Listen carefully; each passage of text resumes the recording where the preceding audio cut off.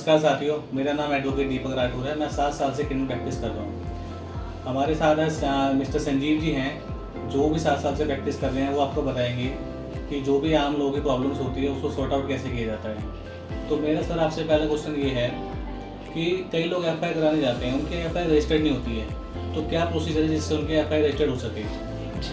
दीपक जी, आपने बहुत अच्छा क्वेश्चन पूछा है। ये ऐसे ही बहुत सारे हम रोज़मर्रा की चीज़ों में जूझते हुए पाते हैं और बहुत सारे लोगों का क्वेश्चन ये आता है कि हमें FIR कैसे करानी चाहिए और अगर हमारी FIR नहीं होती तो हमें कहाँ जाना चाहिए, क्योंकि लोगों को पता ही नहीं है कि FIR, अगर पुलिस वाले FIR काटने से मना कर रहे हैं तो उनको कहाँ जाना चाहिए। देखिए, 2 तरह के ऑफेंसेस होते हैं, एक होते हैं कॉग्निजेबल, एक होते हैं non cognizable offences. Cognizable offences वो होते हैं जहाँ पे पुलिस को मजिस्ट्रेट की परमिशन लेने की ज़रूरत नहीं है, वहाँ पे वो FIR रजिस्टर करके इन्वेस्टिगेशन शुरू कर सकते हैं। ठीक है। बट कुछ केस ऑफेंसेस होते हैं जो कि नॉन कॉग्निजेबल होते हैं, जहाँ पे पुलिस जो है वो बिना मजिस्ट्रेट की परमिशन के इन्वेस्टिगेशन शुरू नहीं कर सकती और ना ही अरेस्ट कर सकती। तो अगर कॉग्निजेबल और नॉन कॉग्निजेबल में जाना चाहिए, तो जो हीनस ऑफेंसेस होते हैं, अगर मोटे तौर पे समझा जाए तो जो हीनस ऑफेंसेस होते हैं उनको हम क्लासीफाइड करते हैं कि वो कॉग्निजेबल ऑफेंसेस हैं। और जो छोटे मोटे छुटपुट क्राइम्स होते हैं या जो फैमिली रिलेटेड जो क्राइम्स होते हैं, जैसे हस्बैंड वाइफ की कुछ प्रोसीडिंग्स होती हैं, मार पिटाई होती है या पति दूसरी शादी कर लेता है पहली वाइफ के होते सोते,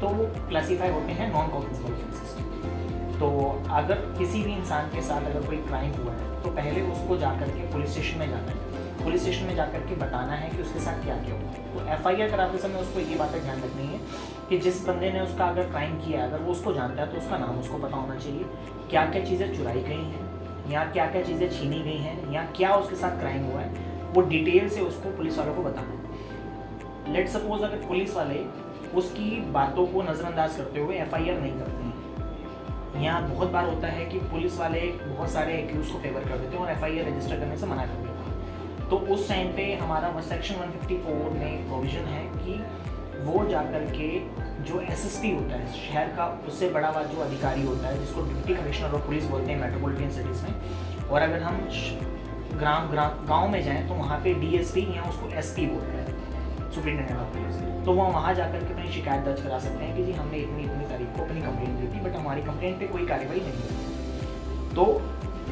जो सुपरिटेंडेंट है वो देखने के बाद वो उस पर ऑर्डर कर सकता है कि आप इसमें FIR करो। बट अगर उसके बावजूद आपका काम नहीं होता है, आपकी FIR रजिस्टर नहीं होती है, तो आप कोर्ट के अंदर 156 दिन का मुकदमा दायर कर सकते हैं और कोर्ट को कह सकते हैं कि जी ऐसे ऐसे था, तो कोर्ट उसमें एक्शन टेकन रिपोर्ट मंगा सकती है। और कोर्ट को अगर लगता है कि उसमें कॉग्निजेबल ऑफेंस मेड आउट होता है तो कोर्ट FIR के ऑर्डर दे सकती है। मतलब कहना आपका ये है, अगर पुलिस FIR नहीं करती है तो हम कोर्ट के थ्रू भी FIR करवा सकते हैं। उसके लिए बस हमें सिंपल से 156 केस डालना पड़ेगा और उससे पहले जो हमने कंप्लेंट फाइल की हैं हायर अथॉरिटीज को उसी कॉपी हमें साथ में फाइल करनी पड़ेगी। ठीक है।